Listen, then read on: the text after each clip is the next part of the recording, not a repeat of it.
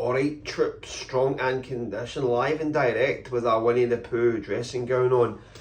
My girlfriend's left us here, so I'll wear it because it's went for 20 degrees and it's like 10 degrees here and it is absolutely Baltic, as they say. So, right, so a few days ago, I'm on YouTube, I'm just watching YouTube, and fazlifts, I watch fazlifts videos.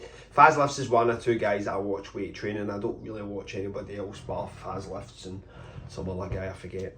Anyway, he made a video on a sugar diet, right? And I'm like, what? I just see the title and it's like, it grabs my attention because I've got a sweet tooth. Like, I've got a heavy sweet tooth, like an absolutely brutal sweet tooth. Like, I've had it for years, man. I've been hypnotised by adverts to go and get chocolate. Like, I crave chocolate and I crave sweeties.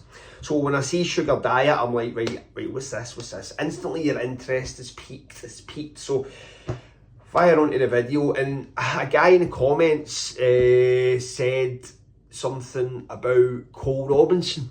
And I was like, Cole Robinson, that's the guy who did the snake diet. I'd heard his name years ago, and I get into fasting at some point, and I get right into Cole Robinson. So it was like a blast for the past. So obviously I was like, I dived down the rabbit hole, and I seen that he's now got this sugar fasting thing, and I know that Mark Bell is part of this sort of diet. He's making a lot of content on it anyway, so they're making stuff. So I started watching it, right? So they made a basic video, which is just spend a few days eating fruit, which I've done. So I've started sugar fasting, which is insane, man. It's insane, right? But I'm going to tell you this, right? I've been like bouncing about the place. I've not been doing it long enough to see any like major physique changes, but I felt good, man. I felt good. At some point I had to jump on the airline and do 10 miles because I just had this energy to burn. And it makes sense, and so the way I've tried to visualise this is that I used to cycle. I used to jump on my road bike and I would go on these big long cycles, and I get right into it, man. I get right into cycling at some point.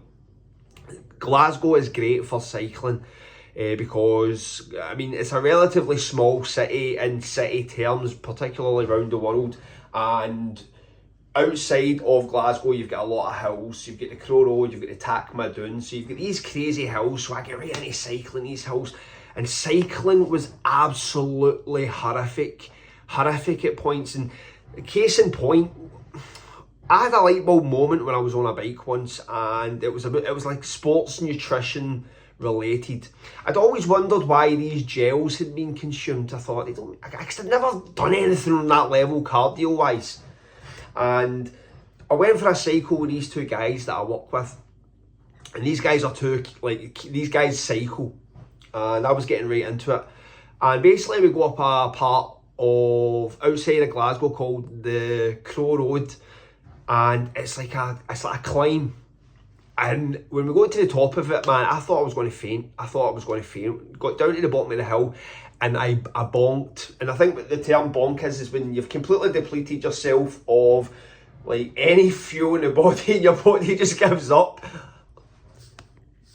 Like, I would imagine these guys, you see them running and they're like half crippled or whatever, and can't make it finish. Anyway, that happened to me, so I had to jump into a shop and get some like juice and chocolate or what, just sugar in my system, and then you feel it happening. So I was always conscious of that occurring. So as you get into the cycling rabbit hole, you would take your gels with you, because when you're doing like 80 miles on a bike, 90 miles, like you feel that nutrition. Like you feel the relevance of nutrition. You don't really feel the relevance of nutrition when you're doing burpees or weights, because you've got enough energy in there to cope with that. But cycling's a different beast altogether. Anyway, I'm rambling. The point I'm trying to make was it made sense because these guys were consuming sugar to fuel their efforts, and even more so to the point where when they've actually digested every single bit of food that's in their body and there's none left, they'll power those gels and they just get that burst. Right,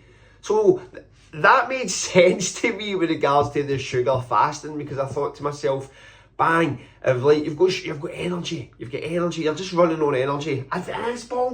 Listen, I'm not here to argue with people about how stupid this sounds, right? But I like to try stuff just to kind of, just to dip my toes in the bath, so to speak. Just to feel what the water's like, just to kind of get an actual sort of feel for it before I can ever talk about it. So yes, it's been going quite well. And do you know what, it's something I'll update you on, but it's only a couple of days thing, but it's quite new, and I thought I would share because the last 2 days has been quite weird because I felt zippy. Anyway, right, so I want to also follow this up and talk about a question that someone asked on my comments, which I think is relevant to the burpee community. And it's a case of volume and intensity. What's most important? So for example, the guy put out the premise that is 10 sets of 10 better than 4 sets of 25? And I thought to myself, that's actually a really good question, and it's something that people would probably, something that they should grasp to dictate which path they want to take in the burpee road, because there's 2 paths in the burpee road, I think, right? You've got the long routines, you've got the thousands, they want to do like, they're not constricted by time, they want to go long.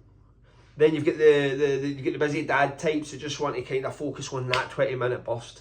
Now, knowing what I know now, right, is that I didn't know about busy dad when I started training, like burpees. That was something that I never had heard of. When I started training burpees, it was just Iron Wolf. So it was all about long, like challenging goal set routines, in the sense where the rep target was the goal as opposed to the time limit. And it took you into the choppy waters, the deep waters, as Max will say. And if you want to go down that road, then volume's the key for you. You need to get your volume in there. You need to vary up your pumps, but you need to get really long sessions. You need to be like 300 a day for a month, 400 a day for a month. Just getting the massive numbers and not being dictated to by time, but just having that ability to just go and embrace the darkness for like 45 plus minutes consistently. And if you want to become one of those guys where you just like these sessions are just heavy, long burpee ones, then volume's the answer, volume's the key. However, overall, a more general sort of approach that I would take is I would go for intensity, because I think intensity is king in this game. Now, knowing what I know now through my own personal experience, I would suggest that the long burpee game is probably not too good on the body. I would probably then go more towards intensity side, just to preserve integrity of the structure, so to speak, because long as burpee routines can beat you up. That's been my experience. I love them, but they can beat you up pretty badly. So with that in respect, you've got to kind of identify your goals. It's common sense ultimately. What do? Do you want to go for the long numbers, man? Do you want to go for the 500s, the 500 Navy SEALs, the 60-minute EMOM, the 1,000 burpees? I don't know, just the long numbers. Then you have got to just concentrate on volume. You've got to do those 300, 400 a day for a month, Iron Wolf challenge style. However, if you're just probably want to preserve joint structure integrity, if you want to have a wee bit of longevity in this game, then I would probably focus on intensity. Intensity, I think, ultimately has got me a bang for your buck. I think that ultimately the burpee is that high intensity exercise which you just need to sort of attack the set.